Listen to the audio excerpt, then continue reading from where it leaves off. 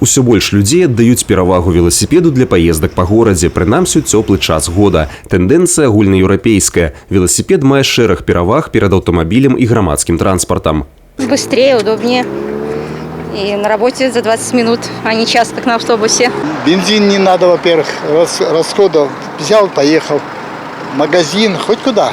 Здоровый образ жизни все больше, ближе к этому склоняемся. Ну и как бы есть возможность велосипедные дорожки. Веладарожкі цяпер адразу закладваюцца ў праекце новых мікрараёнаў Брэста, а наяўная інфраструктура паступова прыводзіцца ў адпаведнасць з патрабаваннямі веласіпеднага руху. У прыватнасці такую работу праводзіць дарожна-эксплуатацыйнае прадпрыемства.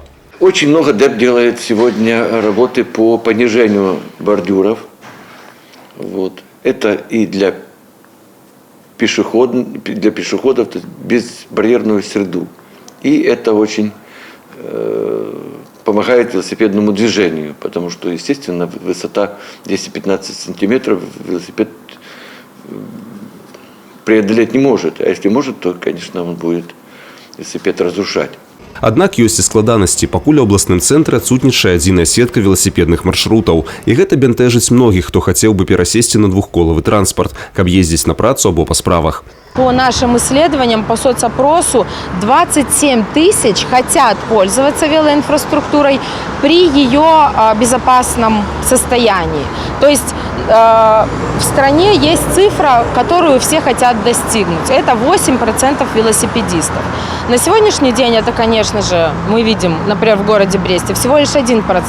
И для того, чтобы достичь этой цифры 27 тысяч, то есть это даже больше 8%, нам надо создавать безопасную велосипедную инфраструктуру. У перспектыве Брэст павінен стаць зручным для велосипедистаў горадам. Такое пытанне стаіць на парадку дня у архитекторов. В планах есть, конечно, в планах есть и велошеринг, и, значит, конечно же, зеленые вот эти маршруты, зеленые коридоры, рекреационные коридоры, они должны сопровождаться велодорожками. И сегодня по набережной, вдоль набережной вы видите, что идет и дублируется пешеходный маршрут, дублируется веломаршрутом. Конечно же, он должен быть предусмотрен по бульварам. И сегодня у нас идет, например, в рамках сотрудничества с Куворденом, голландцы, город-побратим Куворден, они хотят подарить Бресту проект велокольца. Велокольца, как можно совместить безопасно пересечь транспортное кольцо для велосипедистов. Першыя крокі ў гэтым кірунку ўжо зробленыя. Чакаецца, што канцэпцыя веласіпеднага руху з'явіцца ўжо сёлета. Мы предоставили велоэкспертам из Голландии участки, где бы хотели бы мы, чтобы в Бресте это все организовано немножко было по-другому, цивилизованно.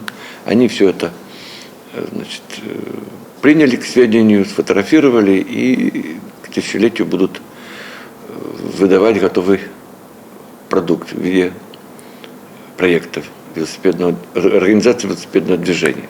Проект арганізацыі веласіпеднага руху ад галандскіх спецыялістаў павінен стаць падарункам Брэсту ад горада-пабраціма Кувордена да свята тысячагоддзя. Валентин Бойко, Роман Филютиш, Александр Воронин, телерадиокомпания «Брест».